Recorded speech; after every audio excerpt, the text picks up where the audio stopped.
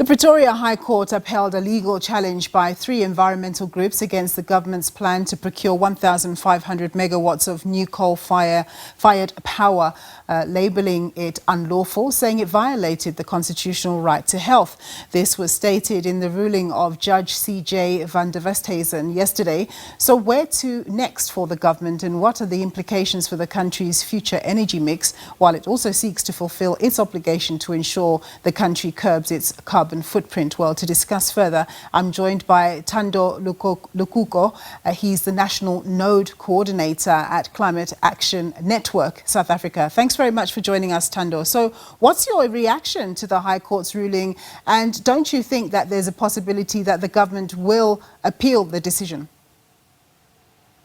Thank you so much for having me on the show. My initial reaction is in part elation, but in other part is also maybe a little bit of pragmatism. We do expect that the government will launch an appeal, only because we know that the country is well endowed with coal resources. And so we've heard the narrative coming from DMRE particularly that we've got resources that we need to be able to exploit, right? So we do reasonably expect that to happen. The elation part, though, comes in the recognition that, one of the biggest drivers to climate change, both in South Africa and globally, has been the burning of fossil fuels, particularly coal. And so we don't need to move into a world where we're still investing significant resources in building new power generation sources, right? Particularly of power, fossil fuel powered. So it leaves room for us to then explore other alternatives, i.e., how renewables then might be able to supplement that gap that was supposed to be plugged by that coal generation, and new forms of energy generation sources as well. So it's good news just in terms of the climate fight, but also means that we need to then really apply our minds as a country and as a people to how we might then plug that gap that the state is trying to block through using coal-fired power stations. Yeah, tell us about some of the research that's out there about the correlation between coal-fired power plants and ill health in local communities. So let's look at it from a practical perspective, right? If you go to in Mpumalanga region and you walk in any of those communities that have got power stations adjacent to them, you look at the air quality in those areas. Most of these areas are rural areas or what's called low-income areas. So health gets affected through lung pollution, particularly. So air pollution obviously affects the lungs. It affects eyes. It affects skin because in places where it might rain, you get acid rain. Now, most of these areas where these power stations are do not have significant balance sheets to be able to support the health system to provide the necessary services for all of the people that are being affected. So you find that South Africa as a country is spending significantly more for health than what it should, strictly speaking, if there wasn't the quite significant amount of air pollution in various parts of Mpumalanga and Limpopo.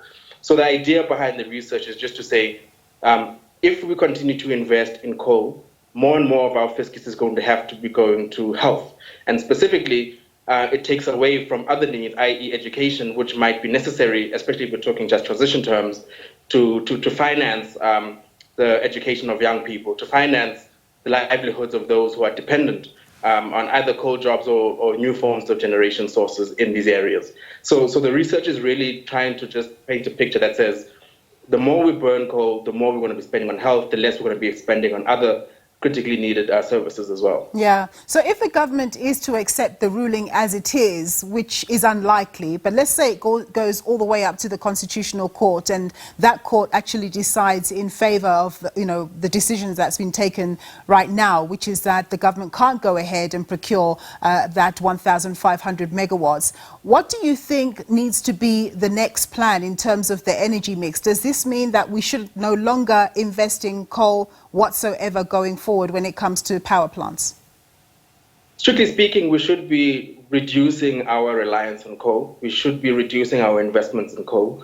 We do have quite a large fleet of coal-powered fire stations as it is. I think the money that was going to be earmarked for new coal-fired power stations should be earmarked towards making sure that the present fleet is more fit for purpose, in the sense that we've got necessary technology retrofits that make it far less energy intensive or emissions intensive than what they currently are. So most of our coal fleet is either reaching its end of life or a little bit past its end of life. So that those extra rands that we're going to be spending on new coal-fired power can then help us introduce new technologies to make our existing fleet more efficient, make our existing fleet operate better, possibly through things like maintenance. So it's not to say that because this 1.5 megawatts has been taken off the table, as it were, that we are in a worse off situation. It just means that we need to then look at that financial spend in a different place and prioritize the existing fleet that we have, and not try to push for more coal-fired power stations. There's also quite a bit of room in the energy mix that can be given to renewables, right? With storage particularly, just to supplement the gap that 1,500 megawatts is supposed to plug. All right, Thando, thank you so much for your time and your insights there. That was Thando Lukuko. He's a national Node Co-ordinator at Climate Action Network South Africa.